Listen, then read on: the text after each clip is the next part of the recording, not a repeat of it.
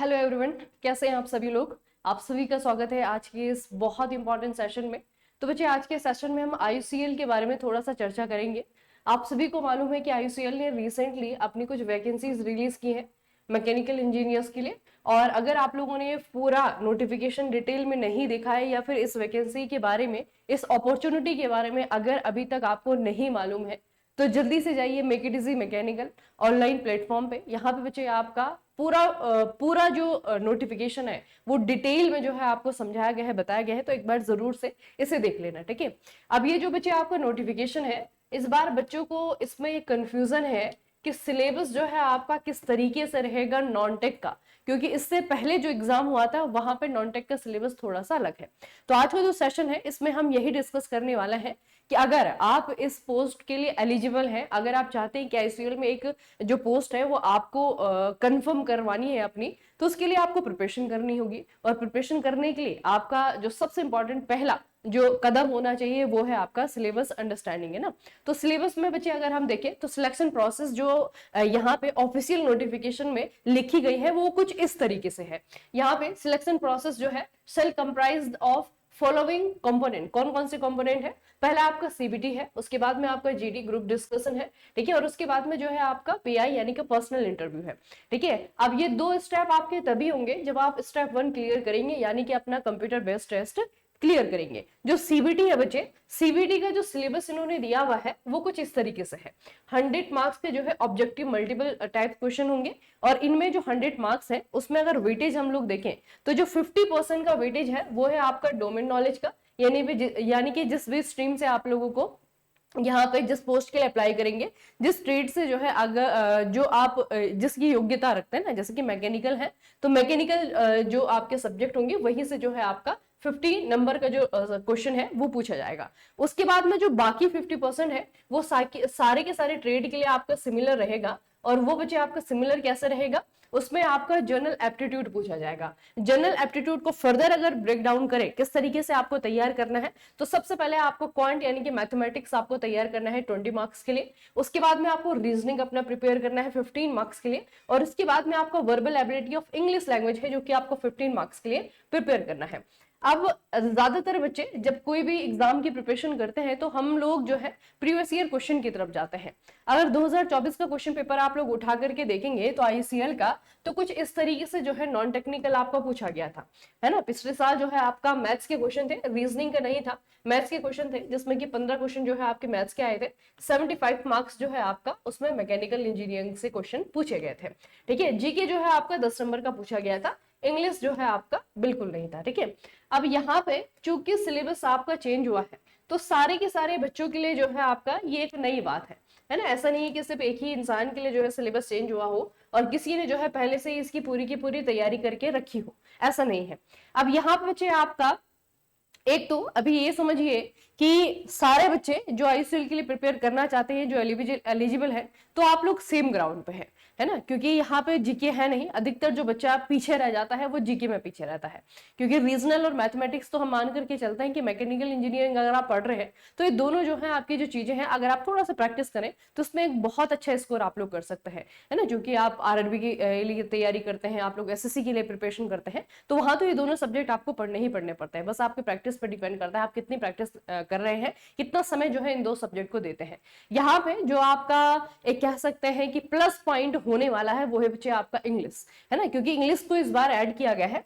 तो मैथमेटिक्स में जनरल जो आपकी चीजें हैं, क्योंकि आप सिलेबस तो डिस्कस किया गया है, लेकिन उसमें कौन से टॉपिक होंगे वो जो है आपका डिस्कस नहीं है।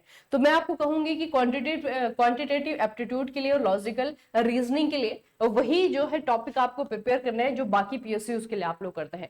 कोई भी स्पेशल जो है यहाँ पे टॉपिक अलग से नहीं रहेगा, ठीक है। अगर आप आईसीएल का 2024 का क्वेश्चन पेपर में उठा करके देखेंगे तो वहां पे अगर आप मैथ्स देखते हैं तो सारी वही जो है आपके बेसिक चैप्टर जो है आपको देखने को मिलेंगे जो बाकी पीएसयूज में भी देखने को मिलते हैं, है ना। बाकी बच्चे आपको क्या है इंग्लिश थोड़ा सा यहाँ पे मैं कहूंगी कि अगर किसी बच्चे का इंग्लिश अच्छा है, वर्बल एबिलिटी इंग्लिश लैंग्वेज की उसकी अच्छी है, तो वो अच्छे स्कोर यहाँ पे कर सकता है, क्योंकि यहाँ पे बहुत ज्यादा हाई लेवल का इंग्लिश तो नहीं पूछा जाने वाला है ना। जैसे बैंकिंग के एग्जाम्स में पूछा जाता है उस तरीके से इंग्लिश आपको नहीं पूछा जाता है। कुछ इंपॉर्टेंट टॉपिक मैं आपको बताती हूँ जिसको आपको प्रिपेयर करना है इंग्लिश के लिए, ठीक है, क्योंकि बच्चे यही वो सब्जेक्ट है जो कि आपको यहाँ पे थोड़ी सी बढ़त दिलाएगा, बाकी बच्चों से आपको थोड़ा सा आगे करेगा, है ना। तो यहाँ पे बच्चे आपका, अगर आप लोग इंग्लिश के लिए प्रिपेयर कर रहे हैं, अगर आपने IUCL का फॉर्म भरा हुआ है और इंग्लिश के लिए अगर आप लोग प्रिपेयर कर रहे हैं, तो कुछ ऐसे टॉपिक हैं जो कि आपको तैयार रखने हैं और आपको पढ़ने ही पढ़ने हैं। इसमें जो सबसे इंपॉर्टेंट टॉपिक आपके लिए रहेंगे वो बच्चे आपका सबसे पहले तो वोकेब है ना। PSU के लिए, किसी भी PSU के लिए आप प्रिपेयर कर रहे हैं और वहां पे अगर आपको इंग्लिश पूछा जाना है तो वोकेबलरी आपकी बहुत स्ट्रांग होनी बहुत जरूरी हो जाती है, ठीक है। वोकेब में अगर आप लोग देखेंगे क्वेश्चन की वैरायटीज अगर आप देखेंगे तो यही में आपका सिनोनिम्स वाला क्वेश्चन आता है, इसी में आपका एंटोनिम वाला क्वेश्चन आता है, आपका वन वर्ड सब्स्टिट्यूशन इसी में आ जाता है, ठीक है, आपके इडियम्स ऑफ फ्रेजेस इसी में जो है आपके आ जाते हैं, ठीक है। तो वोकेब जो है आपका बहुत स्ट्रांग करके जाइएगा, और ये एक टॉपिक ऐसा हो सकता है जिसपे बच्चे आपको अच्छे से फोकस करना है, अच्छे से जो है इस टॉपिक को क्लियर करना है, ठीक है। उसके बाद में आपका पार्ट्स ऑफ स्पीच है बच्चे। पार्ट्स ऑफ स्पीच में जो बेसिक ग्रामर के जो आपके टॉपिक है ना, कहीं पे भी जो आपकी 10th लेवल की जो बुक्स होती है, ठीक है, उसमें आपका जो पार्ट्स ऑफ स्पीच है वही रूल बस आपको पढ़ करके जाना है। उसमें आपका नाउन है, प्रोनाउन है ना, वर्ब है, आपका एडवर्ब है, इस तरीके की चीजें जो है आपको करके जानी है। तो पार्ट्स ऑफ स्पीच से आपको किस तरीके के क्वेश्चन बनेंगे, जैसे कि यहाँ से आपका फिल इन द ब्लैंक्स वाले क्वेश्चन आते हैं, एरर डिटेक्शन के जो है आपके क्वेश्चन आते हैं, है ना, तो ये क्वेश्चन आपके यहाँ से आते हैं। उसके बाद में बच्चे आपके नरेशन, तो मैं कहूंगी नरेशन को थोड़ा सा छोड़ दीजिएगा, लेकिन वॉइसेस करके जरूर जाएगा, है ना। उसमें आपका एक्टिव वॉइस, पैसिव वॉइस के जितने भी रूल है वो आपकी क्लियर होनी चाहिए, यहाँ से जो है आपका क्वेश्चन बनेगा। उसके बाद बच्चे जो सबसे ज्यादा डरते हैं वो है आपका रीडिंग कॉम्प्रिहेंशन, कि रीडिंग कॉम्प्रिहेंशन में जो है आपका, क्योंकि बड़ा सा सेंटेंस आएगा, उसके नीचे जो है वो दो प्रकार के बच्चे आपके क्वेश्चन आते हैं कई बार, है ना। आप लोग देखते हैं कि कई बार ऐसा होता है कि एक जो है आपका पैसेज दिया रहता है, उसके नीचे जो है उससे बेस एक ही क्वेश्चन आता है, कई बार एक ही पैसेज होता है, उसी पैसेज पे जो है आपके 3-4 क्वेश्चन होते हैं। अब यहाँ पे बेसिकली क्या है, रीडिंग कॉम्प्रिहेंशन का अगर क्वेश्चन आपके पास में आता भी है तो वहां पे बच्चे आपका छोटा सा सेंटेंस आएगा, छोटा सा आपका पैरा आएगा, उस पैरा में बेस जो है आपके ज्यादा क्वेश्चन नहीं होंगे, 1-2 क्वेश्चन होंगे, क्योंकि यहाँ पे जो है आपका जगह नहीं है, क्योंकि 15 मार्क्स का जो है आपका वेटेज है इंग्लिश का, ठीक है। तो इंग्लिश के लिए जो है आपका रीडिंग कॉम्प्रिहेंशन अगर आप प्रिपेयर करते हैं ना, तो वो बैंक लेवल के मत करिएगा, है ना, जो बड़े बड़े आपके पैसेज होते हैं उस तरीके से जो है प्रिपरेशन मत करिएगा। अगर आप प्रैक्टिस करते हैं तो छोटे छोटे जो आपके पैराग्राफ बेस्ड क्वेश्चन होते हैं उन्हीं को करके जाइएगा। और बेसिकली जो रीडिंग कॉम्प्रिहेंशन है वो आपका रीडिंग स्किल पे डिपेंड करता है, आपकी वॉकेब कितनी अच्छी है उस पर डिपेंड करता है, आपकी अंडरस्टैंडिंग कितनी अच्छी इंग्लिश लैंग्वेज को लेकर के उस पर डिपेंड करता है ना। तो इसकी प्रैक्टिस करना तो एक तरीके से आप कितना भी कर लीजिए वो जो है आपका इनफ नहीं रहता है, लेकिन हाँ बस लैंग्वेज अगर आप समझते हैं, आपको समझ में आता है कि सेंटेंस में क्या कहना चाह रहा है और जो क्वेश्चन पूछा हुआ है उसमें आपको क्या पूछा हुआ है ना, तो दोनों के बीच में अगर रिलेशन आपको समझ में आता है तो आराम से जो है क्वेश्चन आप कर सकते हैं। तो उसके लिए बेसिकली क्या है बच्चे कि आप ये जो 3 चीजें हैं इसको आप स्ट्रॉन्ग करके जाइए, इन्हीं पे बेस जो है आपके सारे के सारे क्वेश्चन बनेंगे। और जितने भी PYQs हैं इंग्लिश में, जो आपके PSUs हैं ना, जहाँ बाकी PSUs हैं उनके जो बच्चे PYQs है ना, उन PYQs में जो है आपका जहां जहां पे इंग्लिश के क्वेश्चन पूछे गए उनको जरूर करना, क्योंकि यहाँ पे रिपीटेड क्वेश्चन के लिए जो है बहुत ज्यादा जगह होती है ना। यहाँ पे नए क्वेश्चन बहुत कम फॉर्म किए जाते हैं, इसीलिए रिपीटेड जो क्वेश्चन बार बार पूछे जाते हैं, जैसे कि आपके इडियम एंड फ्रेजेस है वहां पे जो है बहुत ज्यादा रिपीटेशन होता है, उसमें वन वर्ड सब्स्टिट्यूशन वाले जो क्वेश्चन है बहुत ज्यादा रिपीटेशन वहां पे देखने को मिलता है। तो इनको जो है PYQ की फॉर्म से, PYQ की मदद से जो है प्रैक्टिस कीजिएगा। और ये जो है आपके ऐसे टॉपिक है जहां पर कि आपको बहुत ज्यादा फोकस करना है, ठीक है।